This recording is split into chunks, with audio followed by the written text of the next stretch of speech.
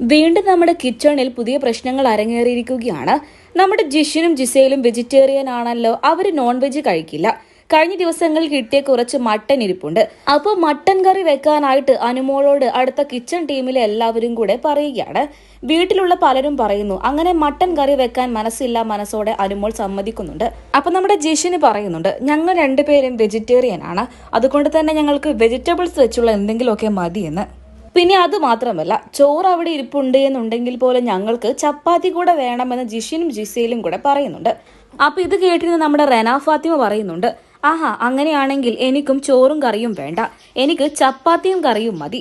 എന്തായാലും അവർ വെജിറ്റേറിയൻ ആയതുകൊണ്ട് അങ്ങനെ ഉണ്ടാക്കി കഴിക്കും. ആ സ്ഥിതിക്ക് റെനക്കും കൂടെ കൊടുക്കാവുന്നതേ ഉള്ളൂ. എന്നാൽ അവർ അങ്ങനെയല്ല ചെയ്തത്. ജിഷിന് കാര്യം പറഞ്ഞ് ഉടക്കുകയാണ് ഉണ്ടായത്. ജിഷിന് റെനയോട് പറയുന്നുണ്ട്, നീ എന്തായാലും നോൺ വെജ് കഴിക്കുന്ന വ്യക്തിയല്ലേ, പിന്നെ എന്തിനാ നിനക്ക് ഇപ്പോൾ വെജിറ്റേറിയൻ ആയിട്ടുള്ള സാധനങ്ങൾ, നീ അങ്ങനെ മട്ടൻ തന്നെ അങ്ങ് കഴിച്ചേച്ചാൽ മതി എന്ന് പറയുന്നുണ്ട്. അപ്പൊ നമ്മുടെ റെന തിരിച്ചും ചോദിക്കുന്നുണ്ട്, അതെന്താ എനിക്ക് തന്നാല്, നിങ്ങൾ എന്തായാലും ഉണ്ടാക്കി കഴിക്കുമല്ലോ, പിന്നെ എനിക്കും കൂടെ ഉണ്ടാക്കിയാൽ എന്താ പ്രശ്നം എന്ന് റെന ചോദിക്കുന്നുണ്ട്. എന്നാൽ ജിഷിൻ അങ്ങനെ വിട്ടുകൊടുക്കാനും തയ്യാറല്ല. നീ എന്തായാലും വെജിറ്റേറിയന്റെ ആളല്ലല്ലോ, എന്തായാലും നീ നോൺ വെജ് കഴിക്കും, എന്നാ പിന്നെ അതങ്ങോട്ട് കഴിച്ചാൽ പോരെന്ന് ചോദിക്കുന്നുണ്ട്. സത്യം പറഞ്ഞാൽ ഇവിടെ ഇപ്പോൾ അരങ്ങേറിയത് മറ്റൊന്നുമല്ല, നമ്മുടെ റെന ഫാത്തിമയുടെ ഒരു ഗെയിം തന്നെയാണ്. എന്തായാലും ആ ഗെയിം നന്നായിട്ടുണ്ട്. അതായത് ജിഷിനും അതുപോലെ തന്നെ ജിസേലിനും വേണമെന്നുണ്ടെങ്കിൽ അവിടെ ചോറിരിപ്പുണ്ട്. ചോറിലേക്ക് ചമ്മന്തിയോ അതല്ല എന്നുണ്ടെങ്കിൽ വെജിറ്റബിൾ കറിയോ ഉണ്ടാക്കി കഴിച്ചാൽ മതി.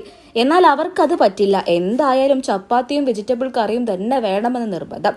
അപ്പൊ നമ്മുടെ റെന ഫാത്തിമ അവിടെ കളിച്ച ഗെയിം എന്തായാലും നന്നായിട്ടുണ്ട്. എന്തായാലും നമ്മൾ നമ്മുടെ സാഹചര്യങ്ങൾക്കനുസരിച്ച് നീങ്ങിയേ മതിയാകൂ. ബിഗ് ബോസ് വീടിനകത്തായാലും അങ്ങനെ അഡ്ജസ്റ്റ് ഒക്കെ ചെയ്യേണ്ടി വരും. എന്നാൽ നമ്മുടെ ജിഷിനും ജിസയിലും ഒട്ടും തന്നെ അഡ്ജസ്റ്റ് ചെയ്യാൻ തയ്യാറല്ല. ജിസൈൽ എന്ന് പറയുന്നത് ഒരാഴ്ചയായിട്ടുള്ളൂ വന്നിട്ട്. എന്നാൽ ജിസൈൽ അങ്ങനല്ല. ജിസൈൽ വന്നിട്ട് 45 ദിവസത്തിലേറെയായി. അന്നു മുതൽ ഇന്ന് വരെ ഭക്ഷണത്തിന്റെ കാര്യത്തിൽ സ്വന്തം ഇഷ്ടപ്രകാരം തന്നെയാണ് നമ്മുടെ ബിഗ് ബോസ് വീട്ടിൽ ഓരോന്ന് കാണിച്ചു കൂട്ടുന്നത്. ചില ഐറ്റംസ് ഒക്കെ തന്നെയും കിച്ചണിൽ നിന്ന് മടിച്ചു മാറ്റി ഒളിപ്പിച്ചു വെക്കുന്ന ചരിത്രമൊക്കെ തന്നെയും ജിസൈലിന്റെ ബാക്ക്ഗ്രൗണ്ട് ആയിട്ട് നമ്മുടെ ബിഗ് ബോസ് മലയാളം സീസൺ 7